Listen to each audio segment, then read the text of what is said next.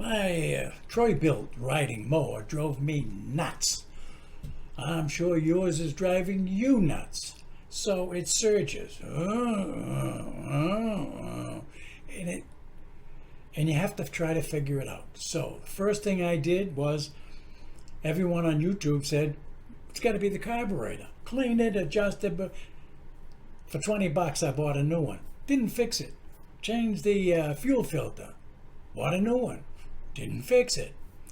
Put in one of those, shut-off valves, which is a good idea anyway. So I bought one of those and I installed that in the line. Changed the spark plug. Put a brand new one in. Gap it at 0.30. Did that. Surging. I went online and tried to find something somewhere. And there's some poor guy in Missouri or somewhere. He's begging for help how to fix the surging in the lawnmower. Now, one guy on YouTube has a pull-on or whatever it is tractor, and he pulled the carburetor apart and that fixed it. And if your carburetor has a problem and it fixes yours, okay. But I deal with weird stuff. With all of the YouTube videos that I saw, nobody had the fix.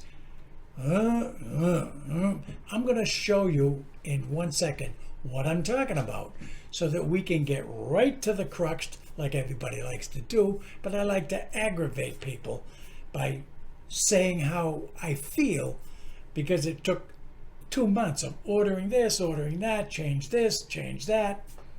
Nothing worked. Well, maybe it's a clip wire from the governor. Now, maybe it's this, maybe it's that. I did everything. Did it fix it? No.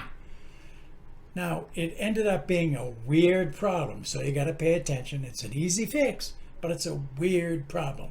So let's go and listen to what it sounds like when your lawnmower is surging, and you'll say, that's what mine sounds like.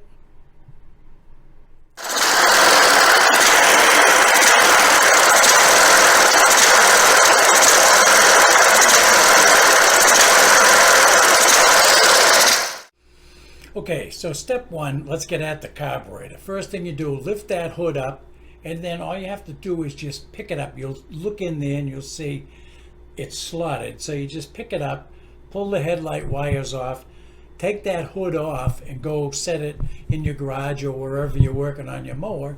Set it aside. We want to get right down to where we're going to remove a few parts to get down to the carburetor. And we'll get right down to business. And once you have that hood off, now you can see what I see on my Troy-Bilt, which is this, there's an air cleaner right there. Just counterclockwise undo that first knob there and the one on the right. Turn them counterclockwise, pull that out, and it'll expose your air filter that is not critical to running. You'll see that when I run this thing with nothing on it, just a carburetor. So once you get that cover, air filter cover off, you're going to see something that looks like this. It's an air filter, and all you do is just pull it to the side and lift it off out of there. You're going to have an external little piece of polyurethane foam that's kind of a pre-filter. That's what they call that thing. If you buy the assembly, buy both pieces. Okay, so just pull that off and we'll get down a little further. Okay, you'll notice that the air filter now is removed.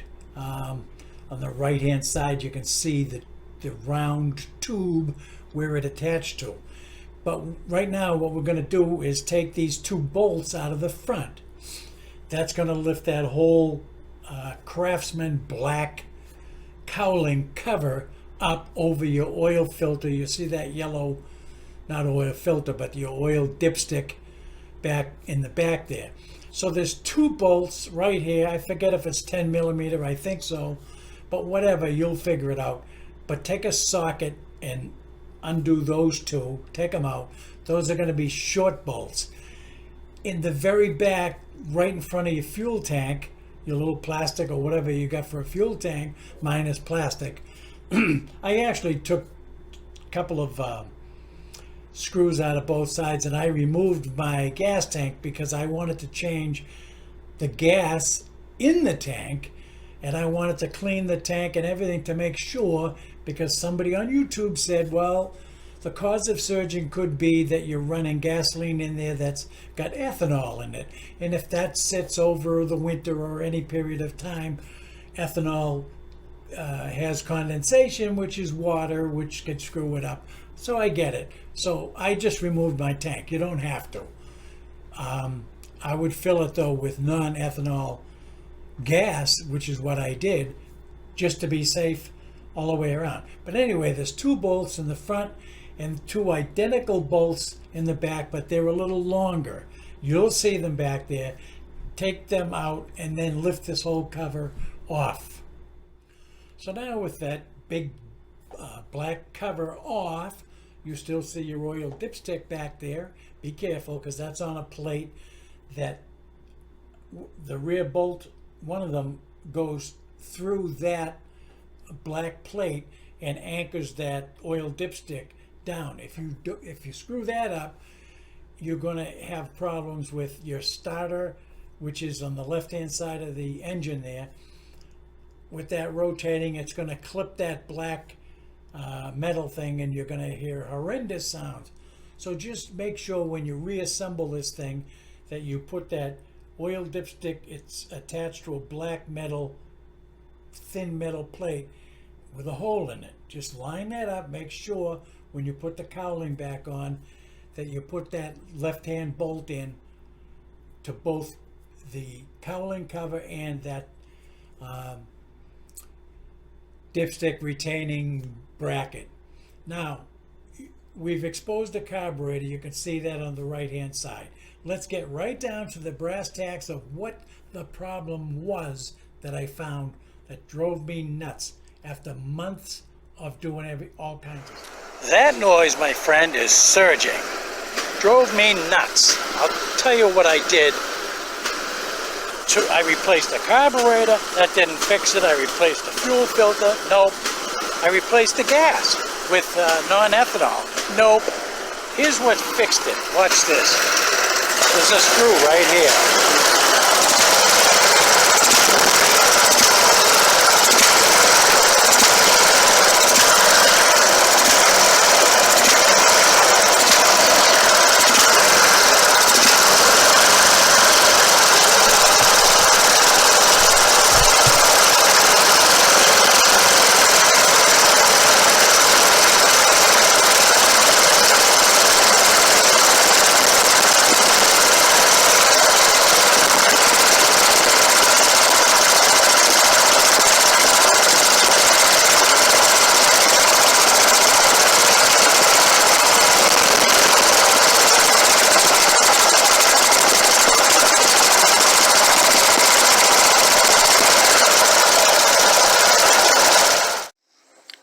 Is the idle adjustment screw.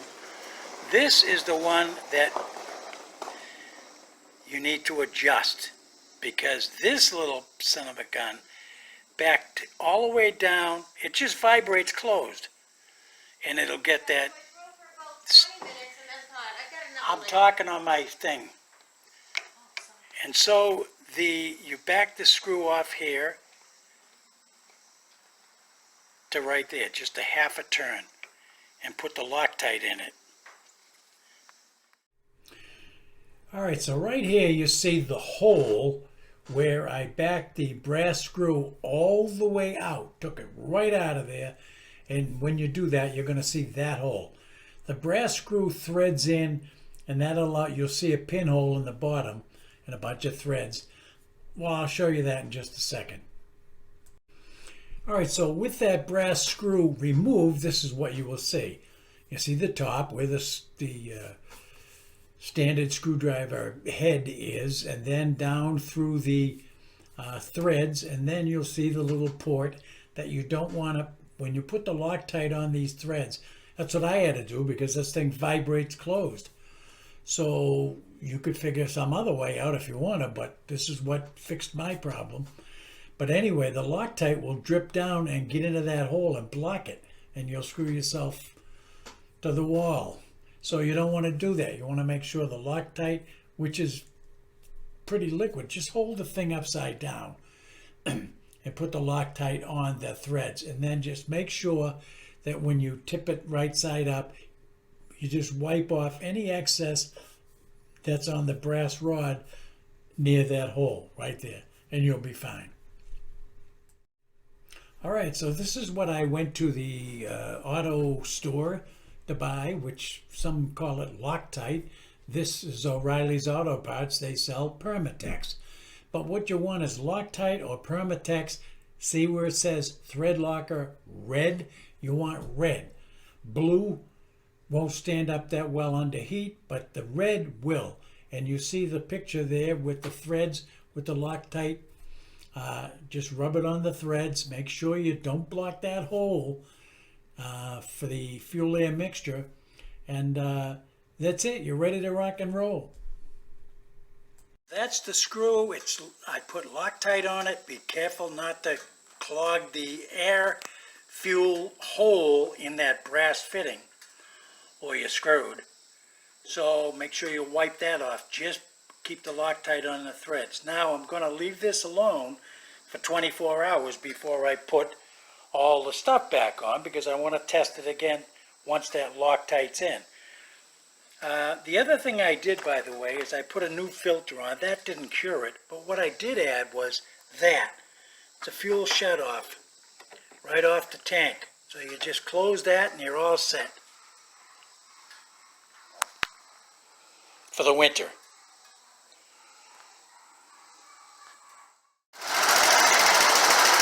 And that's what it sounds like running correct with that screw backed out about just a half a turn. So here we go. Idling brake. We'll go take a little ride. Everything's off. The cowling is off. Parts of the carburetor that I don't need, like the air filter, is off.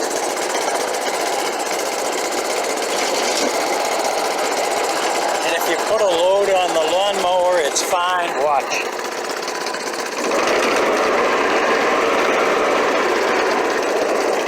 So, it's all good.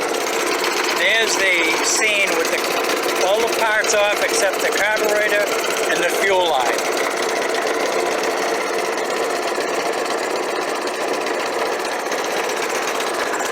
Speed it up a little.